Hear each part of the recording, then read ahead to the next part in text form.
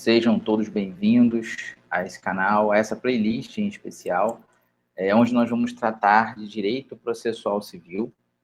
E como estamos abrindo agora a playlist de Processo Civil 2, Processo Civil 2 trata de recursos, nós vamos fazer aqui uma revisão geral para vocês se situarem no tempo e no espaço e ver também a importância de conhecer os princípios, né? Como eu sempre falo em sala de aula, no processo civil, nós precisamos conhecer princípios. Lógico, não vai ter como gravar ou decorar todos eles, mas existem aqueles que são primordiais. Então, esses primordiais eu destaco aqui. Tá? Para quem está chegando agora, não me conhece pessoalmente, nem aqui no canal do YouTube, meu nome é Leonardo Antunes, sou professor de Direito Civil e Processo Civil. Aqui no canal nós temos algumas playlists, né? Playlist de Direito Civil 1, Direito Civil 2, Direito Civil 3, Direito Civil 4, Processo Civil 1. Estamos agora abrindo com essa aula inaugural o Processo Civil 2, mas já temos Processo Civil 3, vamos gravar também Processo Civil 4. Então, a ementa da graduação, todo o conteúdo de sala de aula de graduação, eu gravo aqui, alguma coisa em torno de 20 minutos, 30 minutos, pode passar alguma coisa. Estou também abrindo uma playlist para exame da OAB, para quem vai fazer o exame da OAB, já tem um conteúdo direcionado para isso, inclusive com peças processuais, né, eu demonstrando lá como é que se redige uma petição inicial, depois eu já vou subir aula de contestação, e assim vai. Então, dentro desse canal, vocês vão se encontrar na questão de direito civil e processo civil, vai ter tudo. Ao longo do tempo, eu vou gravando novos vídeos aqui. Então, esse vai ser o primeiro vídeo, que é para a aula inaugural, para apresentar como vocês se situam no processo civil e vamos dar uma ênfase maior na parte de recursos, tá certo? Então, aqui, eu já começo falando de princípios importantes. Eu falo do princípio da inércia do judiciário, princípio da ampla defesa, princípio do contraditório, e depois a gente vai avançar um pouco mais, vamos falar sobre o processo de conhecimento, o processo recursal, o processo de cumprimento de sentença e execução, onde a gente finaliza tocando no assunto de ações de procedimentos especiais, tá? Então, bora para cima aqui. Princípios importantes, eu coloco como princípio da inércia do Poder Judiciário, é que somente a parte poderá iniciar o processo. O Estado, na pessoa do juiz, representando o Poder Judiciário, não procura o cidadão, o sujeito de direito, para saber a quem ele vai processar. Então, é o sujeito de direito, é o jurisdicionado que deve procurar o Poder Judiciário. Então, o princípio da inércia quer dizer que o Estado de Direito, o Poder Judiciário, está inerte, à disposição, aguardando a manifestação ou a sua provocação por algum sujeito que tenha o seu direito violado. Lógico, garantindo o princípio da inércia, nós temos aí a iniciativa da parte com a lide. Então, para que o judiciário seja provocado, para que o judiciário seja movimentado, deve haver lide, que é o conflito de interesse mediante a pretensão resistida. Ah, professor, mas pode ter algum tipo de ação judicial sem pretensão resistida? Pode, na situação onde há uma ação judicial consensual. Exemplo, divórcio consensual judicial. Ah, pode fazer no cartório? Pode, mas também a parte pode optar em fazer no judiciário. Então, a ação de divórcio consensual possui o princípio da inércia do judiciário, se comprova isso, e o princípio da inafastabilidade do Poder Judiciário também, tá? Esse princípio da inafastabilidade quer dizer que a parte poderia ter demandado no cartório extrajudicial, mas demandou lá no cartório judicial. Então, esse princípio da inércia é importante ter na cabeça, entender quando formos estudar processo civil. O princípio da ampla defesa e do contraditório. A ampla defesa é o direito da parte em utilizar-se de todos os meios de provas e recursos para atingir seu direito. Lógico, desde que seja lícito. Não há como produzir prova ilegal, prova ilícita para se defender em um processo judicial. Então, o princípio da ampla defesa ele é importante, ele está presente durante toda a etapa processual, durante todos os procedimentos, para garantir que aquele sujeito de direito compareça no processo judicial e se defenda, tá? Princípio do contraditório é a participação das partes durante todas as etapas processuais, tendo como garantia constitucional de se manifestar após cada ato da parte contrária apresentado no processo judicial. Então, todas as petições que o autor apresenta no processo, o juiz decide e encaminha o contraditório para o réu. E o réu vai e apresenta a sua petição. Depois o juiz decide e, caso ele entenda necessário, abre para que o autor fale no processo. Nós vamos entender melhor quando eu botar aqui a linha do tempo, e dentro dessa linha do tempo a gente vai aplicar esses princípios. Lógico, o princípio da ampla defesa é uma coisa, o princípio do contraditório é outra coisa completamente diferente. Eles podem caminhar juntos, mas são princípios completamente diferentes, tá? Violando qualquer um desses princípios, nós temos a violação de um direito.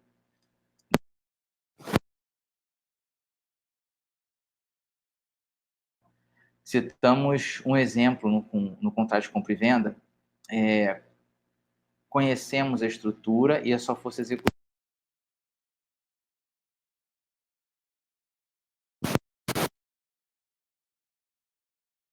De compra e venda, porque é muito mais fácil a gente identificar. Se o nosso tema hoje é direito processual civil, como isso acontece? Como eu materializo o processo judicial?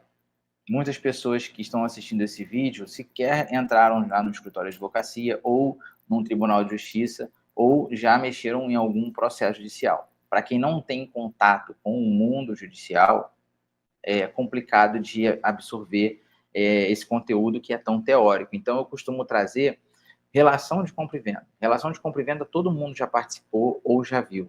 Né? Na família sempre tem alguém que compra alguma coisa ou vende alguma coisa, tá? Então, vamos imaginar a compra e venda de uma casa.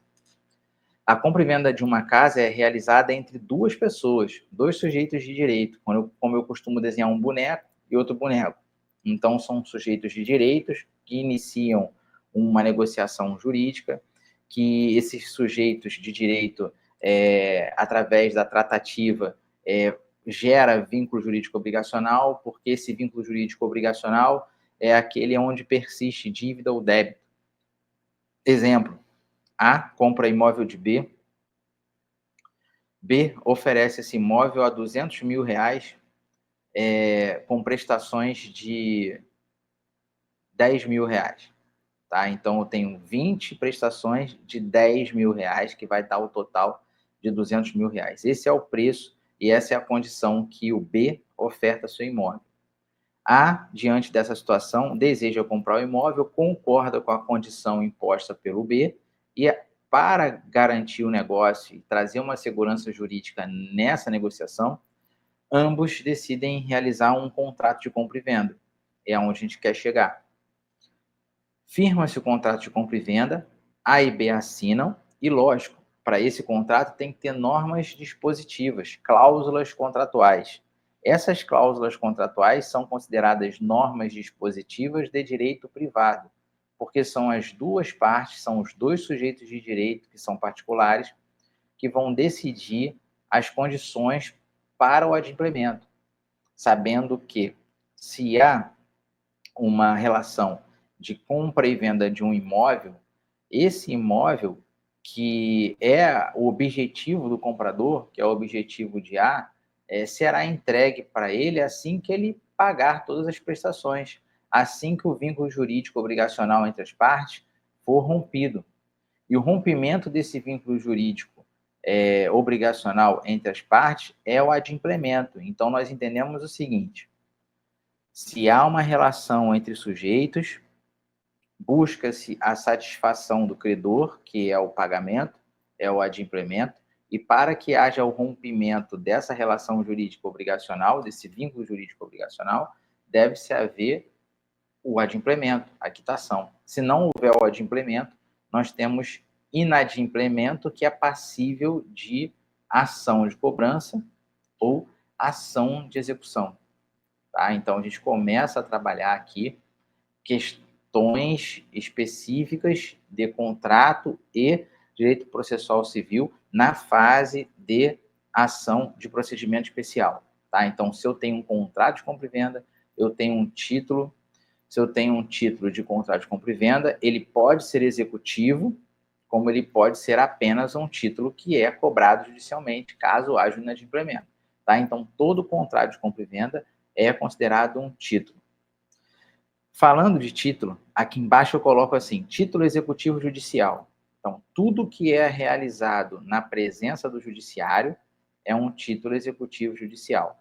Tudo que é realizado fora do judiciário é um título extrajudicial, que podemos não transformar em executivo ou podemos transformar em executivo. No próximo slide a gente vai conversar sobre isso. O que importa é que nós sabemos que uma relação entre partes tem uma segurança jurídica se houver um contrato, tá? Esse contrato ele é preenchido com normas dispositivas, que são as cláusulas contratuais, normas dispositivas de direito privado, tá certo? Então, temos aí um título executivo judicial, ele tem que acontecer no Poder Judiciário, é um documento que determina como se dará o cumprimento de uma obrigação, e nele se qualifica o credor e o devedor, além de especificar o objeto da obrigação. Exemplo, sentença. Então, toda sentença é um título executivo judicial. Título executivo extrajudicial é o documento elaborado pelas partes com cláusulas contratuais para assegurar a manifestação de suas vontades. Está escrito errado ali. Não há intervenção do Poder Judiciário.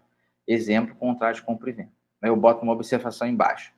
Não podemos esquecer que o título para ser executivo deverá conter a assinatura de duas testemunhas. Então, tá.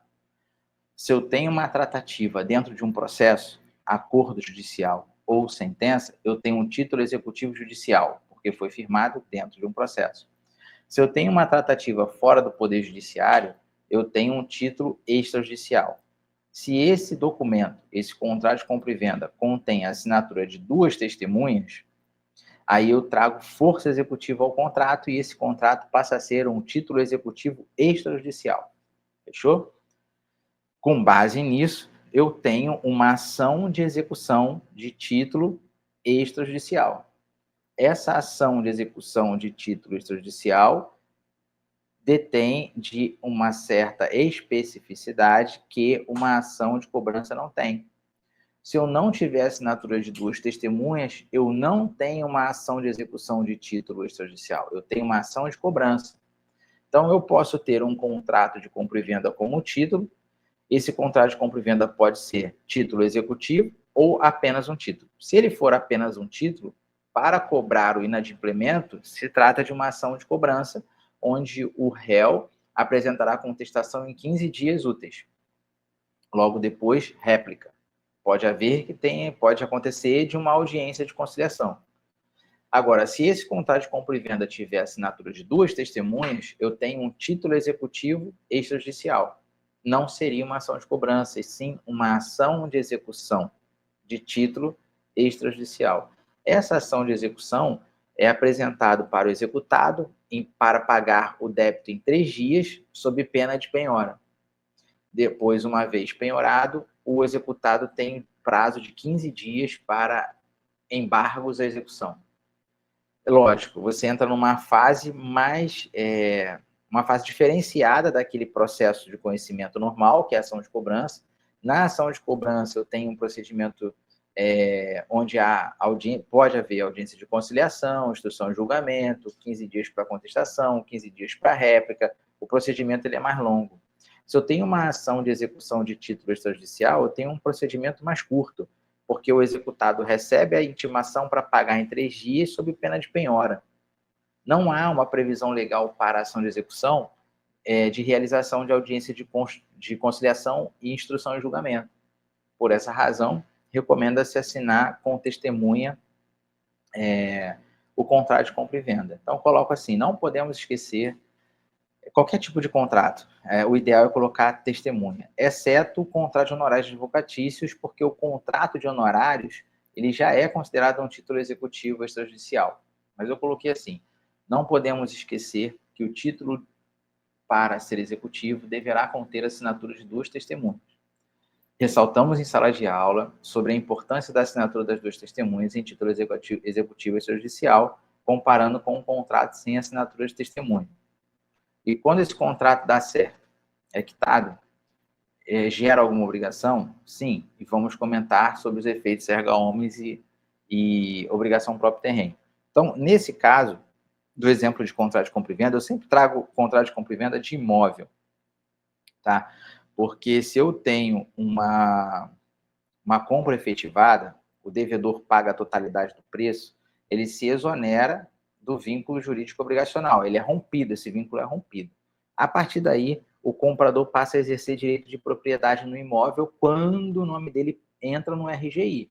Então, deve-se haver um procedimento ali junto ao cartório de ofício, pagar o ITBI, o Imposto de Transmissão Intervivos, levar para o cartório, ter a concordância do vendedor, e aí o nome do comprador entra no RGI, e assim que o nome do comprador entra no RGI, passa a ter relação direta com a coisa, passa a haver a intervenção do poder público, porque ele vai ter a responsabilidade do IPTU.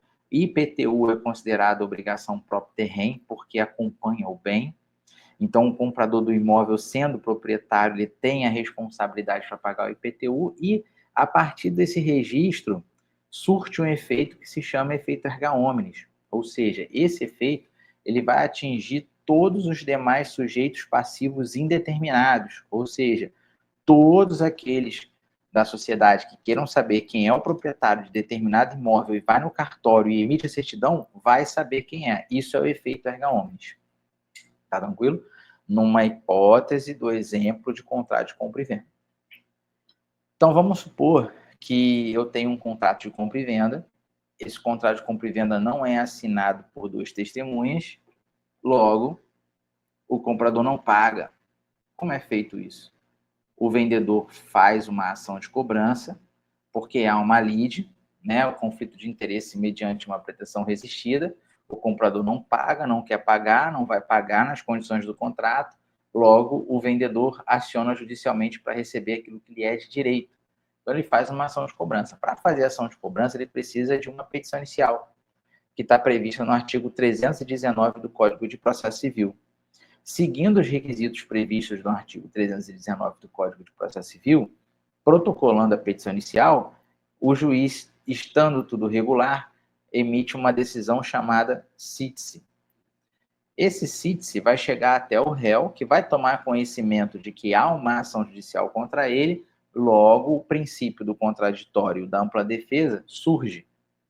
E aí ele vai ter que apresentar uma contestação, ou comparecer numa audiência de conciliação, caso a parte autora deseje, ou apresentar a contestação no prazo de 15 dias, a partir da juntada do mandado nos autos. E aí começa, desde a petição inicial até a sentença, começam os trâmites processuais, começam os atos jurídicos que acontecem dentro do processo. Então, da petição inicial, nessa linha do tempo, até a sentença, acontecem diversos atos jurídicos, e esses atos jurídicos eles têm que ser perfeitos, porque se eles forem imperfeitos, eles são passíveis de nulidade. Então, vem petição inicial, despacho de cítice, audiência de conciliação, não teve acordo? Contestação, ao autor em réplica, às partes em provas, pode-se designar audiência, instrução e julgamento, pode-se nomear perito, apresentação de quesitos, tanto para autor quanto para réu. E depois desse momento de apresentação de provas das partes, o juiz profere um despacho chamado despacho de saneador. Esse despacho saneador encerra a fase probatória, inicia a fase instrutória, tá? Ou melhor, encerra a fase postulatória e inicia a fase probatória, instrutória e decisória. Vou repetir. O despacho saneador acontece após a apresentação das provas das partes, autora e parte ré. E esse despacho saneador serve para o juiz fixar os pontos controvertidos, tá? Fixando os pontos controvertidos, ele vai analisar os fatos de direito e sanear o processo, encerrando a fase postulatória, iniciando a fase probatória, instrutória e decisória. Então, a gente divide esse processo da petição inicial até a sentença em praticamente 2 momentos: a fase postulatória e depois a fase instrutória, probatória e decisória. Tá? É lógico que esse segundo momento ela subdivide em 3. E chegando na fase decisória é onde o juiz vai proferir sentença.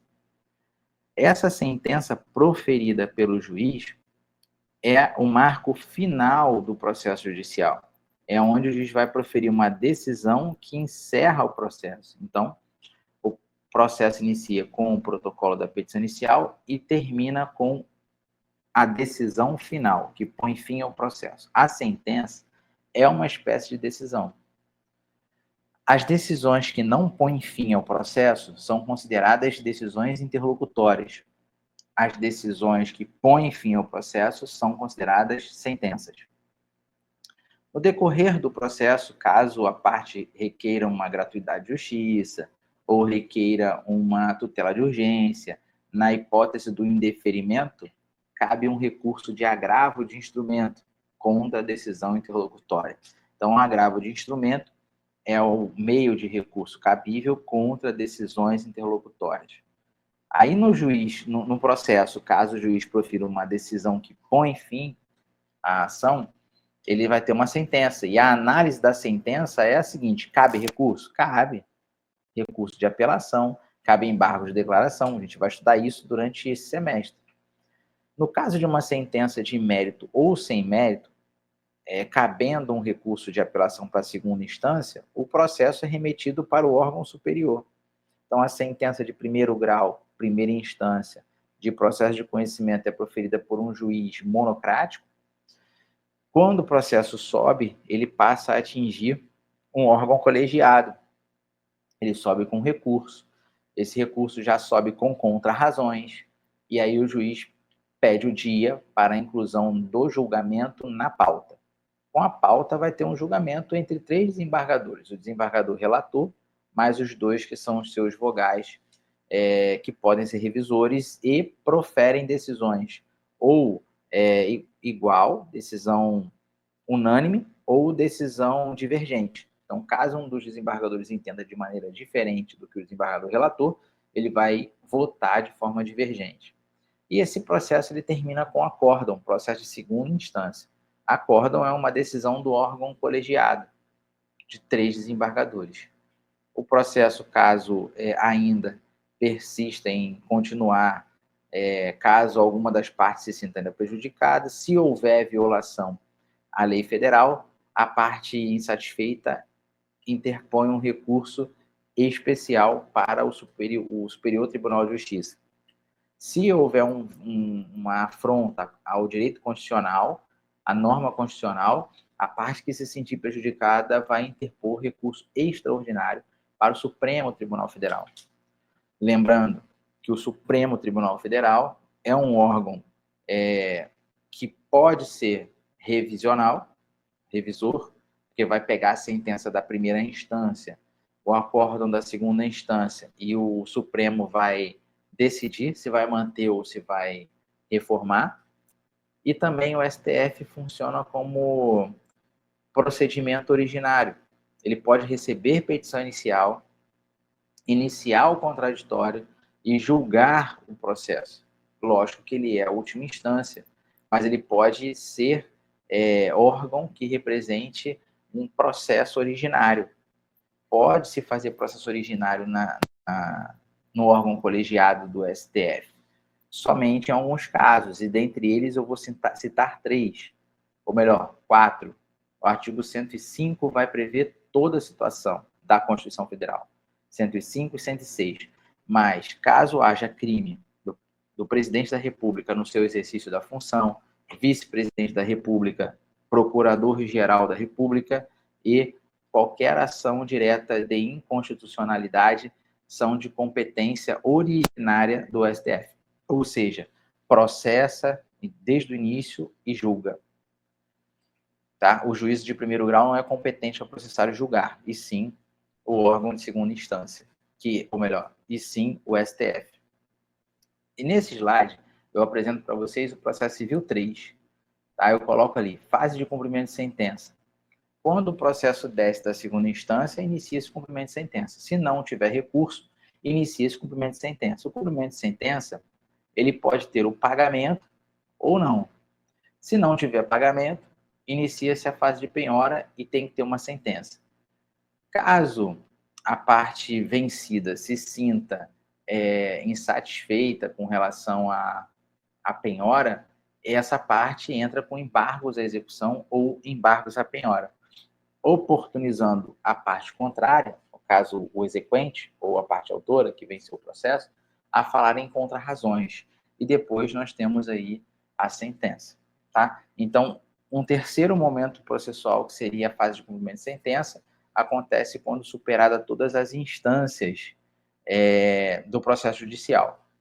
Aqui a gente fala de processos especiais, que seria o processo civil 4, né? Que eu vou dar mais ênfase no vídeo que eu fizer para a turma de processo civil 4.